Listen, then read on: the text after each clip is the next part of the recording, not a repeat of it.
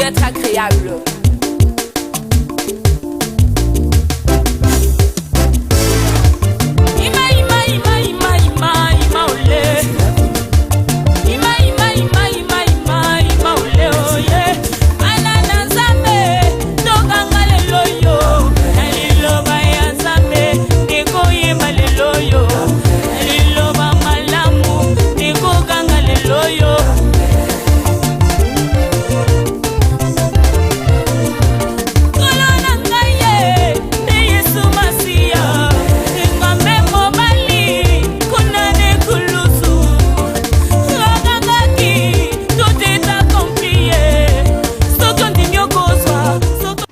Shalom bien-aimés, fidèles téléspectateurs, amis d'internautes, en Jésus-Christ, fidèles à ce programme, vous êtes là.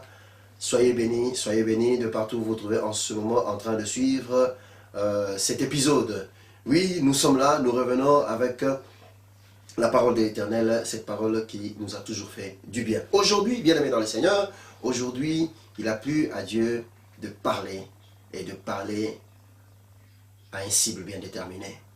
Et le cible bien déterminé, bien aimé dans les Seigneurs, quand bien même que notre ennemi a changé de stratégie, mais l'Éternel Dieu Tout-Puissant Adonai nous arrive toujours dans des informations qu'il faut et il nous arrive à nous remonter et à nous faire passer de l'autre côté. Ainsi l'ennemi ne pourra jamais avoir raison sur nous. Sois béni toi qui dis Amen. En ce moment, bien aimé dans les Seigneurs, c'est votre humble serviteur qui vient au rendez-vous de tout le temps, dans la parole qui a créé les cieux et la terre. Ce n'est pas ma parole, c'est la parole de celui qui a créé les cieux et la terre. À qui nous disons Alléluia, Alléluia, Alléluia. Que son nom soit célébré, soit élevé et soit adoré. Soyez bénis au nom de Jésus-Christ. Je veux vous inviter, bien-aimés, à prendre vos Bibles de là où vous êtes et à lire avec moi.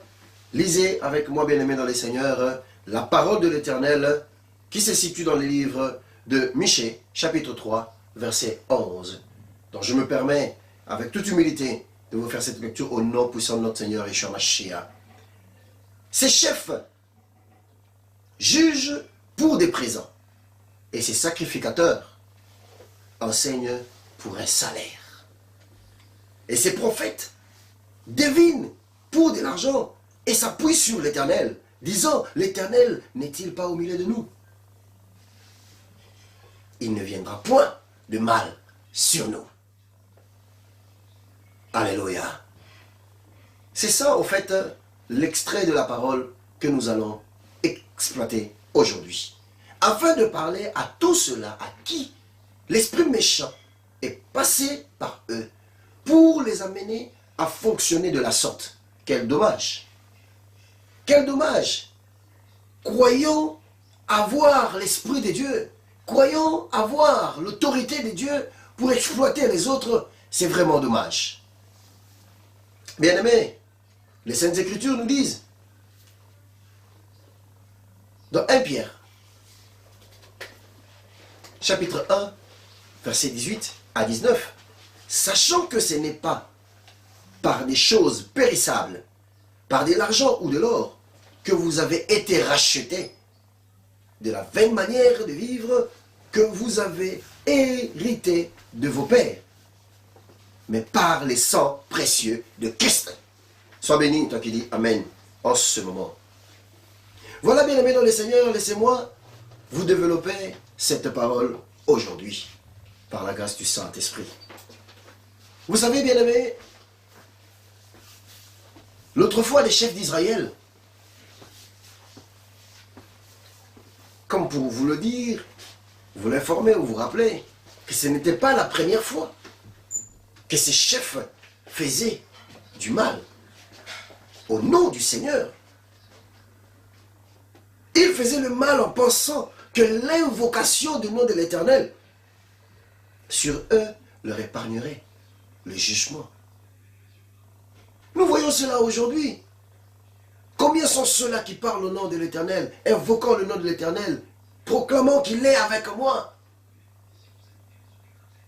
Je détiens le sacerdoce entre mes mains, les formules entre mes mains.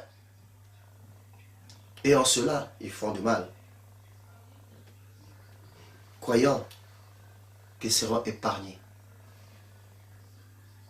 le jour du jugement.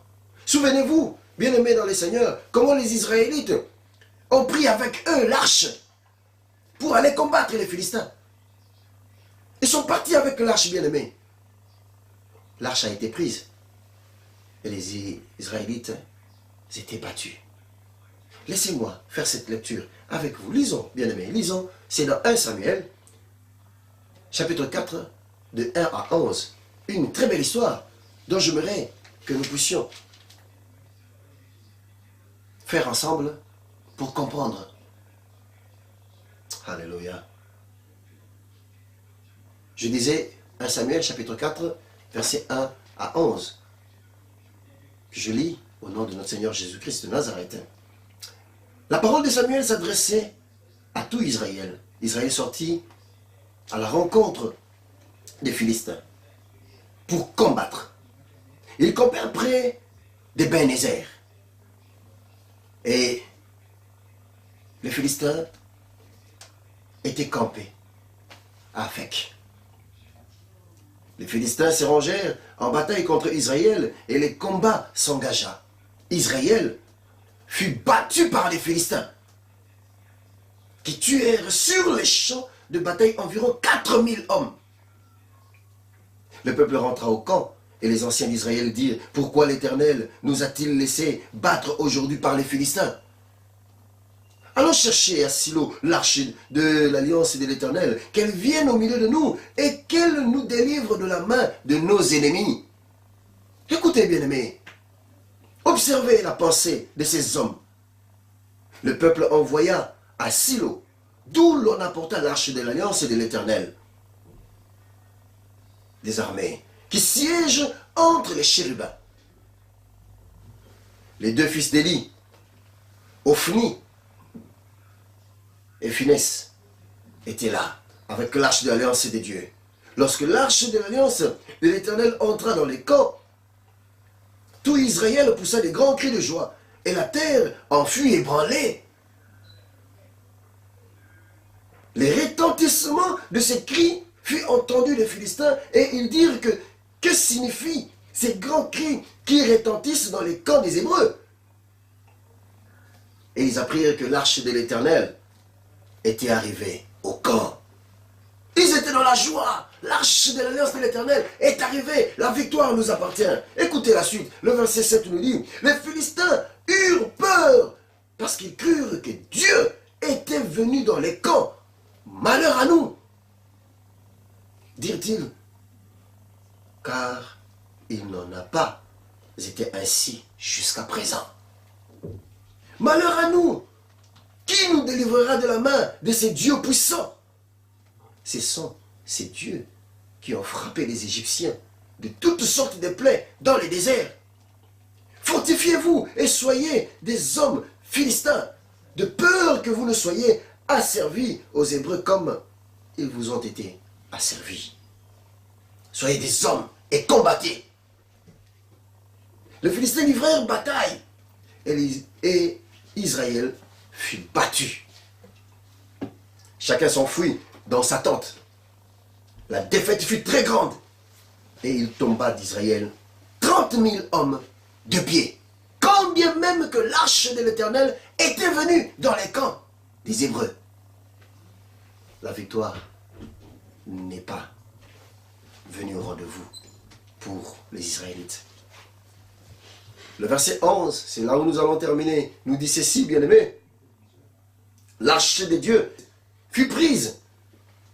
Et les deux fils d'Élie, Ophni et Phinès, moururent ce jour-là.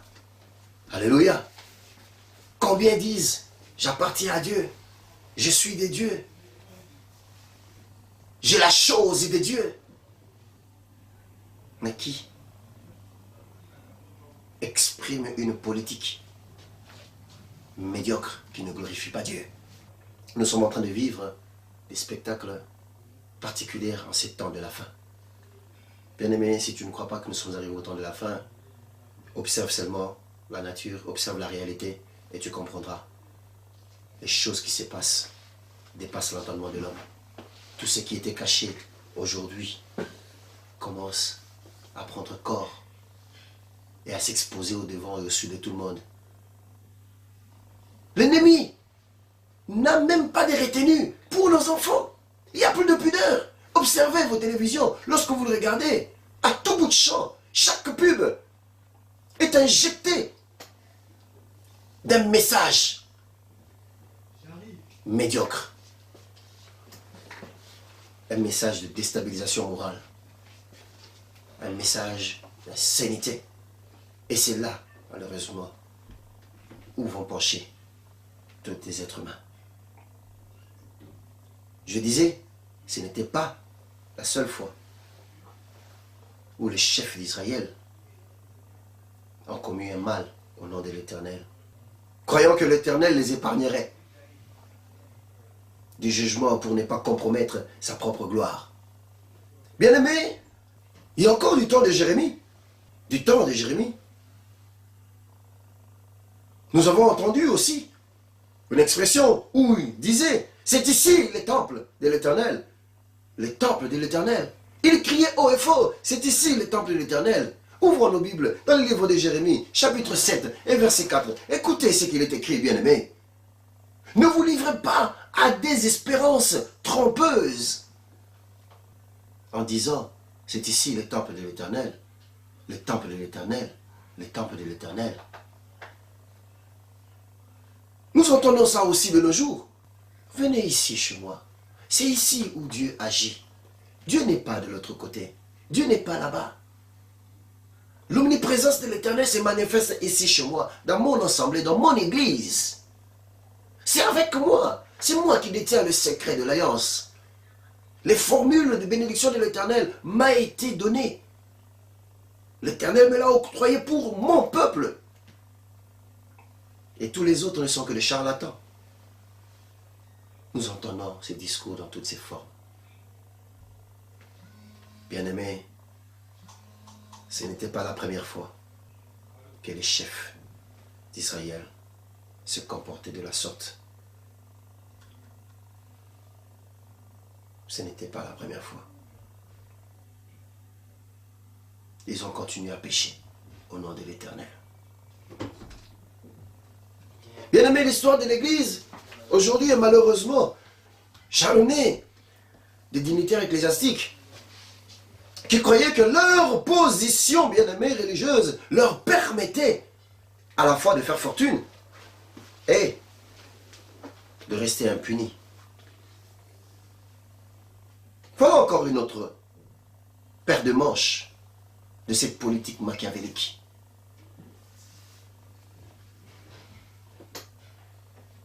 De nos jours, dans tel ou tel pays, pour ne pas cibler seulement les secteurs où nous sommes. Bien aimé, ce message, c'est universel. C'est dont le Seigneur est en train de libérer aujourd'hui par son outil que je suis, par la grâce et sa miséricorde, est destiné à l'univers. C'est-à-dire partout où vous êtes en train de suivre ce message, vous êtes témoin de ce spectacle. Vous vivez cela d'une manière ou d'une autre. Ça se passe partout, dans tel ou tel pays. Bien-aimés dans les Seigneurs, certains prédicateurs évangéliques, fortunés et foi, mélangeant dans leur façon de faire, dans leur politique, s'élancent dans une séduction qui compromet la marche de leur mission. Prenez avec moi 1 Timothée. Prenez avec moi 1 Timothée, bien-aimé dans le Seigneur. Nous allons encore lire les Écritures aujourd'hui. 1 Timothée, chapitre 6, et le verset 5. Il est écrit ceci. Les vaines discussions d'hommes corrompus, d'entendement, privés de la vérité, et croyant que la pitié est une plutôt source de gain. Qu'est-ce que cela veut dire, bien-aimés dans les Seigneurs? Vous les entendez parler. Mais ce qui est important, c'est de marcher dans les préceptes de l'Éternel. Et non appliquer de politique qui donne raison à l'ennemi et qui compromettent la gloire de l'Éternel. Non, bien-aimé. Ne porte pas trop d'orgueil en toi pour croire que tu détiens à toi tout seul le pouvoir de l'Éternel. Et voilà que tu te mets à exploiter tes semblables afin de t'enrichir, afin d'être fortuné. Non, bien-aimé, la Bible est contre cela. Revois ta vision, revois la mission que l'Éternel t'avait confiée. Ce que nous voyons aujourd'hui ne sont pas de nouvelles choses. Ça existait. Vous comprendrez que nous sommes en train de lire des multiples passages qui, dans l'Ancien Testament, comme dans le Nouveau Testament, confirment la chose.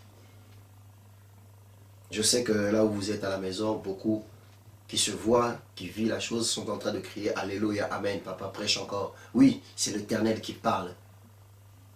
L'Éternel qui parle. Ils ont fait fortune en exploitant leurs auditeurs.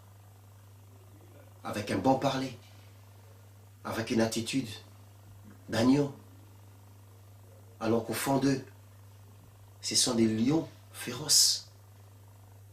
Des carnivores qui vous bouffent, qui vous mangent, qui vous déchirent sans cœur. Mais ils se présentent comme des agneaux. Ils vous parlent de pardon alors qu'eux-mêmes ne pardonnent pas. Ils ne pardonnent jamais. De cœur, je veux dire, pas des récitations. Parce qu'en récitation, nous le faisons tous. Même notre ennemi le fait. Il sait bien le faire d'ailleurs, avec des cadeaux, des présents. Mais dans le cœur. Ils expérimentent, bien aimés dans les seigneurs, la politique de la justice de ce monde. Voilà pourquoi ils n'ont pas de retenue, pour vous amener vite au tribunal. Sous prétexte que la Bible dit que si nous n'arrivons pas à nous organiser, à nous arranger entre nous, les chrétiens, allons-y au tribunal. Avez-vous compris la révélation? Dieu qui a donné à l'homme le pouvoir de chasser la femme à cause de l'adultère, n'a jamais été pour le divorce. Montrez-moi dans la Bible où l'Éternel a voulu le divorce de cette institution maritale. Ça n'existe jamais, bien-aimés. Ne nous amenez pas vos philosophies qui nous sortent de l'amour de l'Éternel, la miséricorde de l'Éternel, pour nous amener à vous faire des cultes d'hommes. Non, aimons-nous les uns les autres. C'est là. Et c'est limite pas seulement par des dires, mais c'est plus les actes, le cœur qui parlent. Voilà la révélation, bien-aimés. Même notre Seigneur Yeshua Mashiach a dû expliquer ça d'une manière très simple et très claire. Il dit, mais si mon Père avait donné cette loi, c'est par rapport à l'endurcissement de votre cœur, de l'état de votre cœur. C'était dur, votre cœur. Il fallait une loi qui devrait casser cette pierre. Et la loi, elle était dure. Mais l'esprit de la loi, ce n'était pas détruire. Mais l'esprit de la loi, c'était ramener l'homme dans le droit chemin. Voilà pourquoi, bien-aimés dans les Seigneurs, quand bien même que la Bible nous dit que l'homme détient le pouvoir de chasser sa femme à cause de l'adultère, bien entendu, ayant des preuves établies, présentées devant l'assemblée, peuple de Dieu. Mais l'homme, je parle à toi, bien-aimé, toi qui en ce moment es en train de vivre, tu es dans l'instance de cette réalité, prête à divorcer. Laisse-moi te dire une chose. Ne t'accroche pas seulement à cette explication de la Bible, mais tu as le pouvoir, tu détiens le pouvoir entre tes mains de chasser ta femme ou de ne pas chasser ta femme. Quand bien même que vous l'avez attrapé dans l'adultère. Christ a dit à cette femme adultère, même moi l'Éternel, je ne te condamne pas. Mais une seule chose, va et ne pêche moins. Donc c'est-à-dire, même si aujourd'hui tu ne chasses pas ta femme, tu ne répudies pas ta femme à cause de ce péché, tu n'as pas péché devant l'Éternel. Par contre, tu exprimes le cœur de Dieu, l'amour de l'Éternel. Voilà le message que nous devons lancer. Le reste, que la volonté de l'Éternel soit faite. Je ne suis pas contre la mise en pratique de la parole de l'Éternel, mais je suis en train de vous démontrer, quand bien même que l'Éternel nous a donné des préceptes, mais la révélation, le fond, c'est l'amour de Dieu. L'amour de Dieu ne vient pas pour diviser, l'amour de Dieu ne vient pas pour déchirer, l'amour de Dieu ne vient pas exploiter les autres plutôt, mais l'amour de Dieu, ça vient. L'amour de Dieu vient pour nous réunifier. L'amour de Dieu vient pour nous unifier. L'amour de Dieu vient pour nous restaurer. Sois béni, toi qui dis Amen, avec moi en ce moment. Je ne serai pas long. Je veux terminer en vous disant ceci, bien-aimés. Je disais tout à l'heure qu'ils ont exploité leurs semblables pour s'enrichir. Ils sont là, nous les voyons. Peut-être pensent-ils dans leur tête être à l'abri du jugement. Tout ce qu'ils sont en train de faire, bien-aimés dans le Seigneur, ne passera pas outre au regard de l'Éternel au jour du jugement. Sois béni, toi qui dis Amen. Ce n'est pas simplement par le fait d'annoncer l'Évangile que leur péché sera effacé.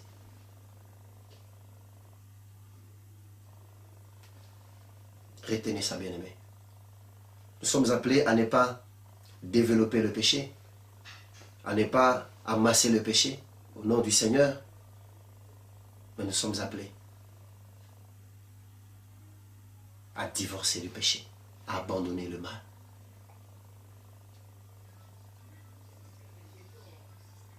Ne nous contentons pas de regarder ces excès, bien-aimés, qui nous affligent.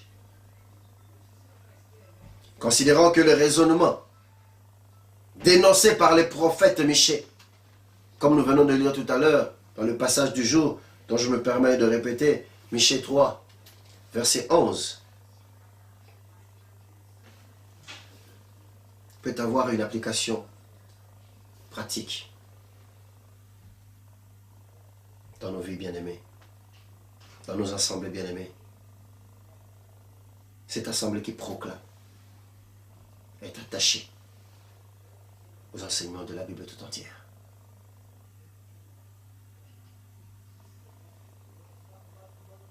L'Éternel nous a tellement aimés qu'il a sacrifié son Fils unique, afin que nous ne mourions pas dans le péché, afin que nous ne mourions pas dans le manque de savoir, afin que nous héritions le royaume des cieux. Et voilà, il y a une question qui nous arrive, il y a une réflexion qui peut surgir, du genre comment pourrait-il venir du mal sur nous? Ne nous réunissons-nous pas autour du Seigneur? Ne savons-nous pas adorer en esprit et en vérité? Ne connaissons-nous pas les enseignements prophétiques? Nous pensons peut-être que Dieu excusera notre peu de zèle à accomplir de bonnes œuvres, nos arrangements avec la droiture ou notre manque d'amour pour le prochain. Bien-aimés, je vous invite à repousser de telles pensées. Revenons dans la révélation. Recadrons-nous dans la pensée originelle de l'Éternel. Prêchons beaucoup plus par des actes que par le dire.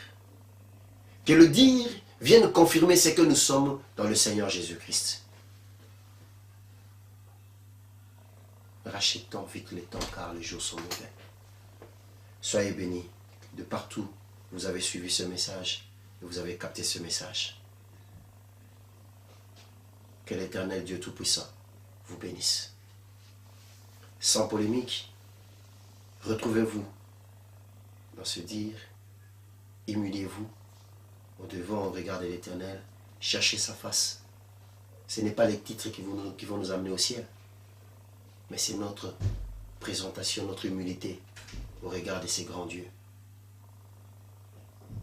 qui fera que la miséricorde de l'Éternel dans nos vies soit réelle et puisse nous amener dans les lieux très élevés. Soyez bénis, bien-aimés dans le Seigneur. Shalom et à nous revoir bientôt. Qu'il plaise à l'Éternel.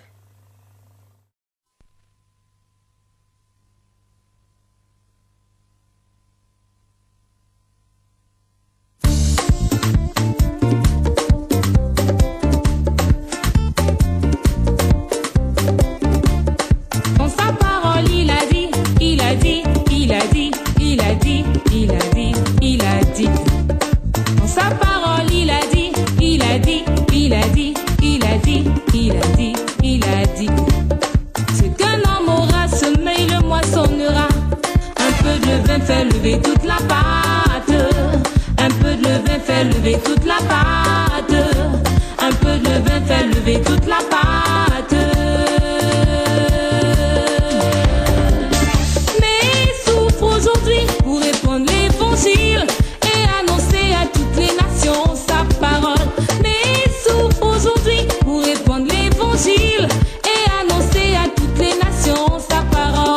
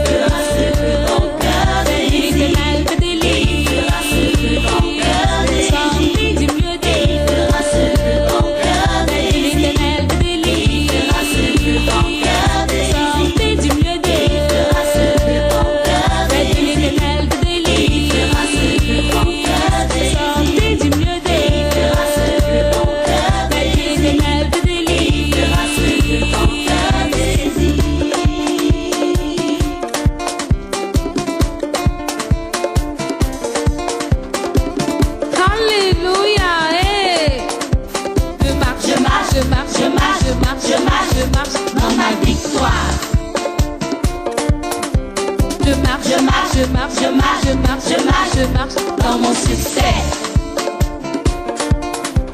Je marche de solution en solution. Alléluia. Je marche de promotion en promotion.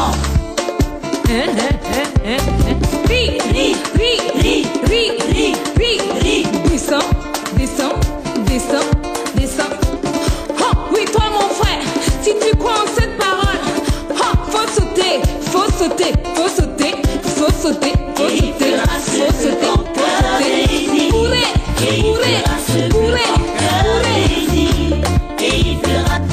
Oui, toi ma soeur, si tu crois en cette parole, faut descendre.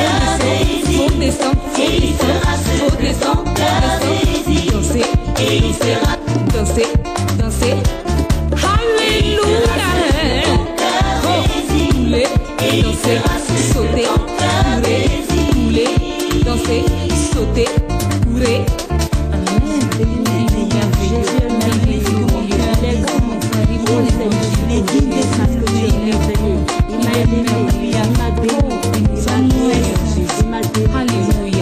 Alléluia. Béni sois-tu, Seigneur.